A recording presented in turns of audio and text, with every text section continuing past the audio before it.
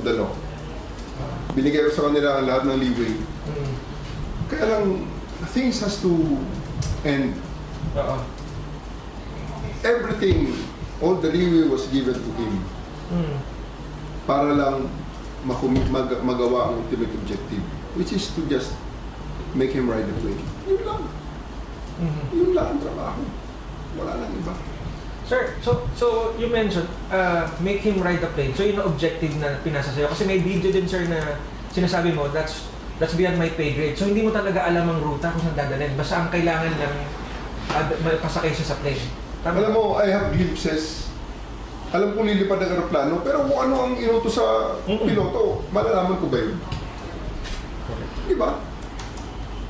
Beyond my pay grade. Basta ang bottom line, arrestuhin mo siya. Dapat nga natapos na dun sa 250. Pagdala ko sa 250, dapat wala na eh. Tapos na ako dun eh. But the problem is, he needs to ride the plane. Kasi huli ko siya eh. Huli ko siya. Ako nag-grab ng rights niya. I was the one who placed him under arrest. So I have to make sure that he has to be delivered to the court. Who issued the warrant? Kasi yung sinasabi ng warrant, bring him to the court. Pero sir, just to be clear, alam mong dahig ka ang ano niya? Hig ang ICC ang warrant eh. Alam ka naman, dali mo siya sa... Pero diba? it's based on the Interpol. That's the Interpol request. It's just not for you to say nung dun sa video, hindi lang talaga ikaw say pwedeng manggaling kumbaga. Tama, sir?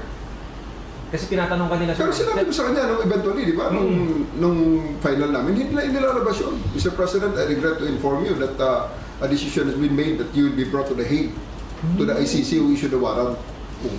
Sinabi ko sa kanya yun. Ayaw na sabihin yun. Hindi na ilalabas na basta-basta yun. Kasi alam nila eh. Sir, Sasabihin. Sinabi ko yun. If you remember the timeline between doon sa 12 hours, saan siya? Saan mo siya sinabi? Nung patapos na? Patapos na talagang sabi ko, pupersahin na kita pag hindi ka pa sumunod. Eh, hindi naman pwedeng mag-argue tayo dito. Una-una, ang sinasabi ng mga abogado niya, show us this and show us that.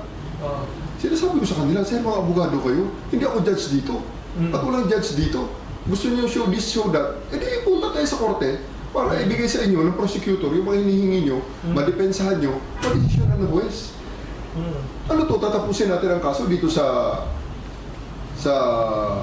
holding center, sa holding area. Walang judge dito.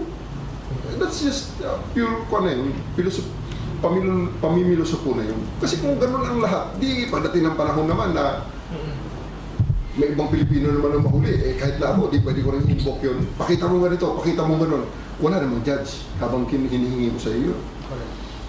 So yung pupersahin na kita pag hindi ka sumunod, sabi mo sa are you really ready to bodily carry? Eh, sinimulan ko na eh. Pinasasa ko na si E.S. Mijaldea eh. Alam nila na seryoso na ako. Inuna ko na si E.S. Mijaldea, pinasasan ko. You place him under? Oh yes. Handcuff talaga. So alam nila na ganun mangyayari sa susunod. Seryoso ako, pinakita ko na talaga na pag hindi nila ginawa ito, isa ang mangyayari rito.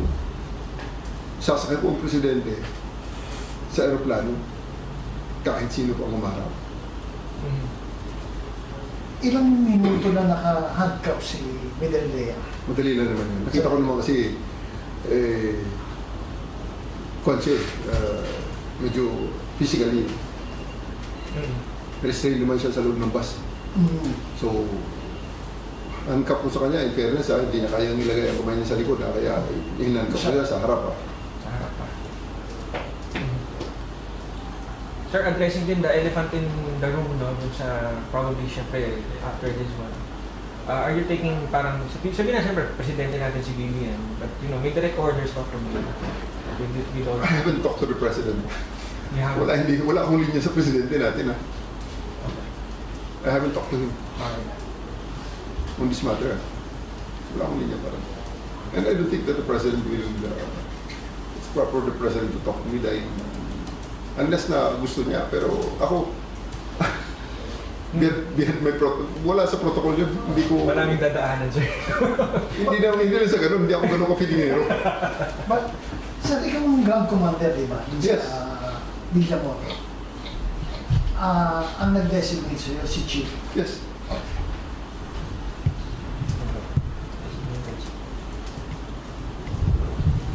So, si Chief, lahat ng nangyayari, alam niya. You were Of course, I have to report to my commander.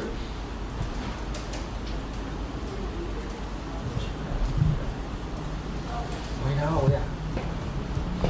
Kasi ang maganda yung ang sinasabi ng mga tao, yung cool ka lang nung Yeah, di ba that's nagsabi nangyari. si Presidente na hindi mo ko madadala? Anong eksaktong word niya? Over my dead body ba sinabi niya? Mga ganun. no? You have to kill me first. Kill me You first. have to kill me first. Yun ang exact word. Sagot ko naman sa kanya, that is not our intention, Mr. President. It's not our intention. Wala tayong ganun. Kasi yung mga mindset niya na patay na lang kaagad ang solusyon. Hindi ah. Eh kung ano ang mindset nila, together with his enablers, pasensya na kayo, hindi ako kasali. Wow. Maraming solusyon aside from patayan. Okay? Sir, ano mo kay Sena, natural doon sa anak yung Katie. na nakapagbitaw ng mga Oo. masasama. Namura ka, sir. Oh, di ba nga, Two-star. talagang nakaganon pa. Anong part of the job? O I've seen worse. I've seen worse. Sa kapal ng... Kaya pumapal ang balat ko eh. Sanay na to sa mura eh. And I'm sure, sir, you understand na, of course, na magkakaroon talaga ng emotion. Of course, it's the part. Pagbigyan na natin. Oo. Bata pa yung bata. Marami pa siyang maintindihan sa mundo ko na din ang bata. So, nothing personal. Nothing personal. tapos, binasahan mo ng Miranda rights si Miguel Leye. Ano mangyayari sa'yo? Arrestado siya Are you going to pursue the case again? Arrestado siya for 1829 for obstruction of justice. No? Pero, well, option ko naman yun kung ituloy or hindi. Sa ngayon, nasa sa kanya rin yan. Gusto niya ituloy namin. Sige, tingnan natin. I have the option actually to present him for inquest nung gabi na yan. Sige, paano lang tayo. Regular filing tayo in the exigency of the situation. Kita naman ng lahat kung ano yung nangyari. Sabi niya, abogado siya ni former President Duterte. Sige, sakay ko sa aeroplano. We offered that seat actually. We offered that seat only to him nung nag-refuse na si Hanilet na sumama sa aeroplano. papuntang Hague. Nung mag-refuse si Hanilet, dahil sabi na Hanilet, wala na siyang passport daw, which I don't believe also. Wala siyang passport, galing Hong Kong. So, binigyan na namin kay former ES Vijaldea ang upuan. Kaya hindi rin totoo yun na we refused na pasamahin ng kung sino ang choice niya. Hindi ah. Ang choice niya, ang choice namin ang ayaw sumama. Kasi it would have been we would have been more comfortable kung sumama si misis niya. Kasi syempre, yun ang nurse niya, yun ang makakaalam ng lahat. So, nagpadala kami ng isang doktor, may dalawang nurse. Nurses, ang dami. Ang isang nurse doon, amin ang isang nurse, yung nurse niya, yung mismo, personal nurse niya. Oo. At isang si Romy, yung kanyang pinaka-close bodyguard. Yun, sir, yung ano, Si Romy, yung nakaitim, Sa video, matatag, yung inano na sa yung video. talagang umawak sa kanya. Kasi ayaw ka namin hawakan si Oo. former president dahil physically ayaw namin hawakan. Kaya si Romy ang na-request namin. Sundalo yun. So, he's a uniform Authorized, kumbaga. personnel na talagang trusted niya na humawak sa kanya.